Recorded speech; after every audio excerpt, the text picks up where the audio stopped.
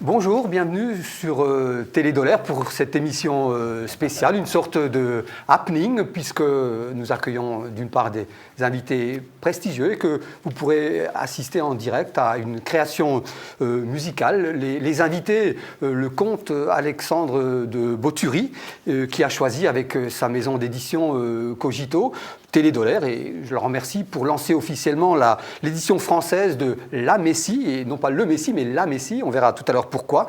Un livre qui est à la fois un thriller, policier et voyage ésotérique dans le monde des religions et plus encore de la spiritualité.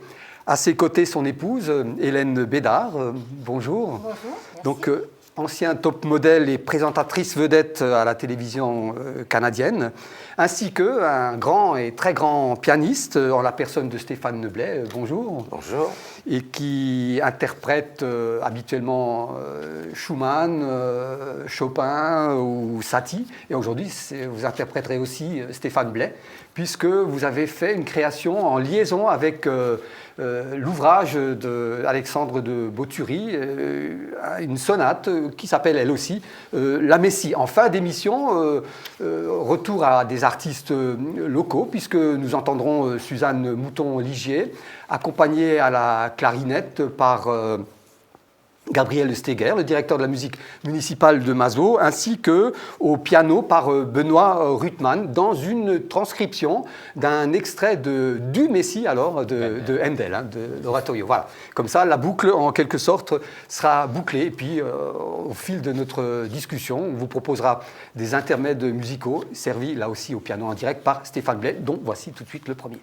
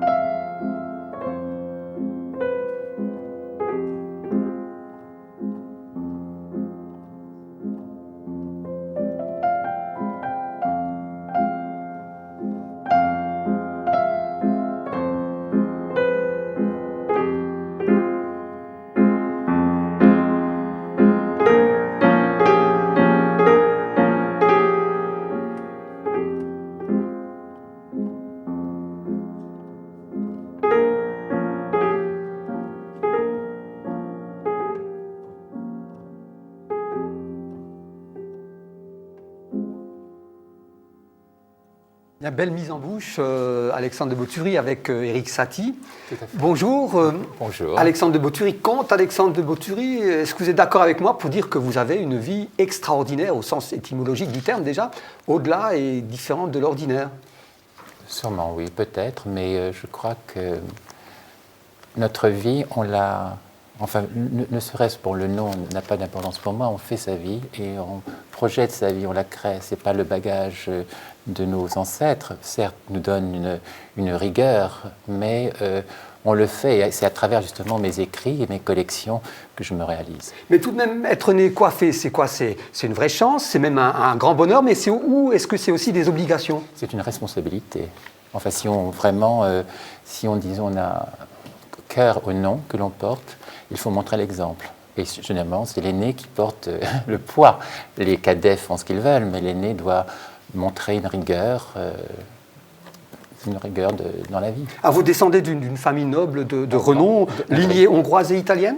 Hongroise et italienne, et Hongrie avec cette connotation un peu négative des batteries, la fameuse comtesse sanguinaire, mais cette comtesse, le problème, c'est que les gens ne connaissent pas véritablement l'histoire de cette légende, c'est qu'on est avec des dents. Donc, lorsque l'on allait une nourrice, le sang sort avec le lait. D'où cette légende de Dracula. Mais pour parler d'Elisabeth Bathory, c'était aussi une jalousie. C'était une femme très indépendante, riche, et en même temps qui s'est battue contre la religion catholique en Hongrie et qui a été crucifiée par la religion. Alors je crois que de tout temps, on a eu dans votre famille le goût de la collection, oui, la un collection. goût qui vous a été transmis. Transmis, oui. Il y a eu des familles, enfin des membres de la famille qui ont dissipé les collections, mais d'autres qui ont refait ces collections. Oui. Et moi, depuis très jeune, je suis un collectionneur et j'essaie de retrouver des objets historiques de la famille et d'autres objets historiques, de retrouver la paternité d'objets. Et vous êtes collectionneur, si j'ai bien compris, c'est une palette très très large qui va du Moyen-Âge à Napoléon, en passant par... Il faut que l'objet ait une histoire. Il faut que quand je touche un objet, j'ai cette vibration donc, qu'on appelle la métagnomie, que le professeur Larcher avait trouvé le nom, dire la mémoire de l'objet par le contact. Et c'est un don. Le comte de Saint-Germain l'avait, d'autres personnages historiques l'avaient. Et ça vous donne, c'est-à-dire que vous redonnez à l'objet qui est tombé dans l'anonymat sa paternité. C'est extraordinaire, puisque l'objet aussi vous donne des flashs réels de ce que le personnage historique était.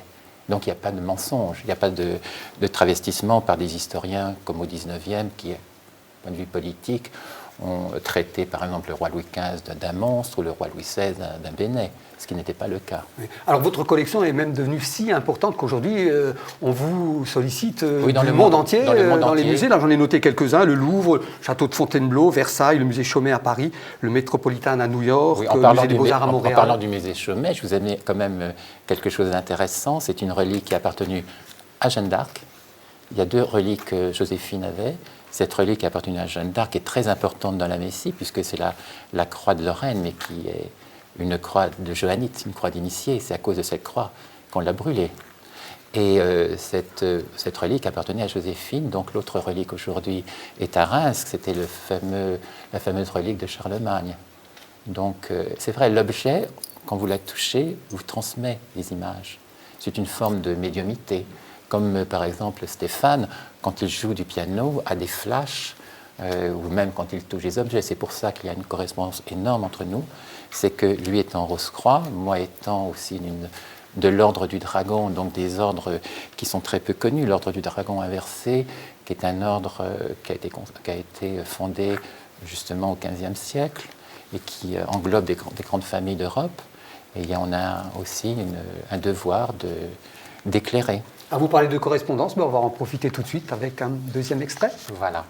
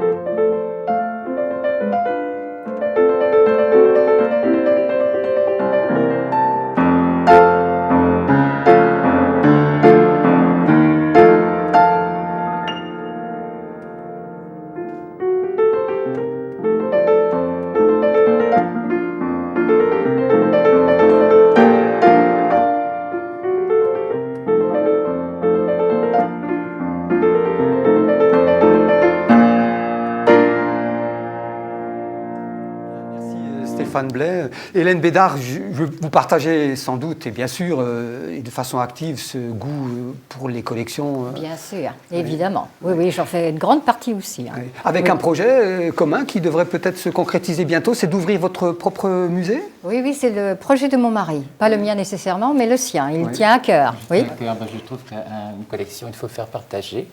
et transmettre la passion de l'objet et la protection de l'objet. Alors on m'a dit que vous hésitiez, est-ce que ça va être au Canada, ailleurs aux États-Unis, ça peut être en aussi Europe? bien en France, ça peut être peut-être aussi en Écosse, peut-être en Alsace d'ailleurs.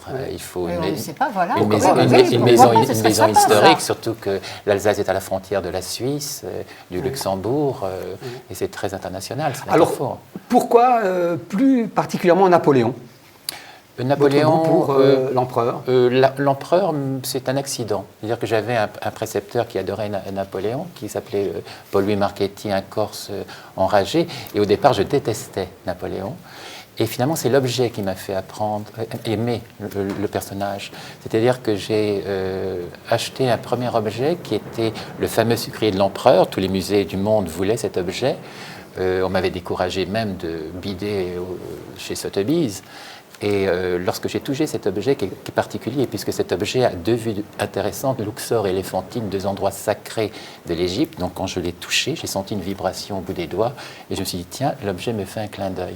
Et effectivement, le jour de la vente, une personne qui était venue du Louvre a eu complètement une amnésie quand l'objet est passé, donc j'ai eu cet objet. Il y a eu un silence de mort dans la salle, les téléphones ne marchaient pas, donc il y avait vraiment...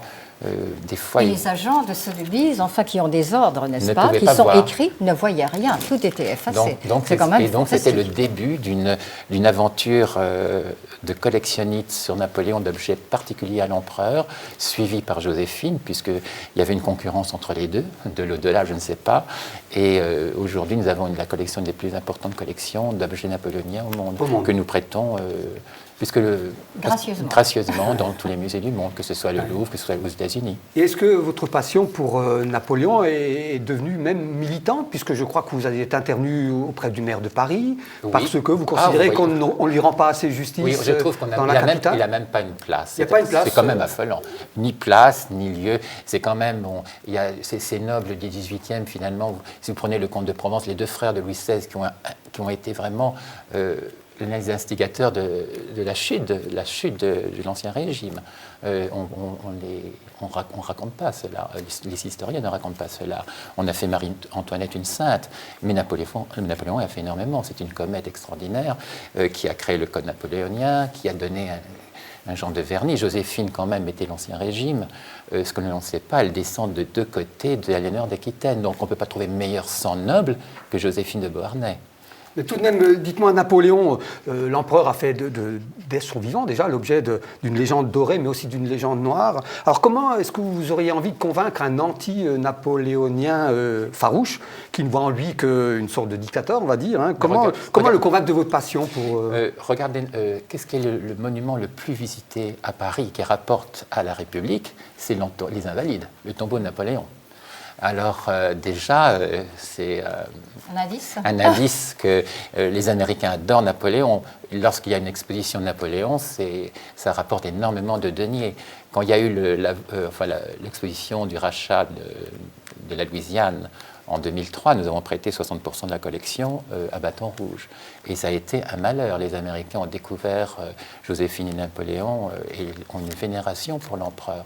Pourquoi la France doit détruire ces mythes qui sont vendeurs, Il a fait de grandes choses, Napoléon, ne serait-ce que les monuments. Il a créé le Code napoléonien, comme on disait.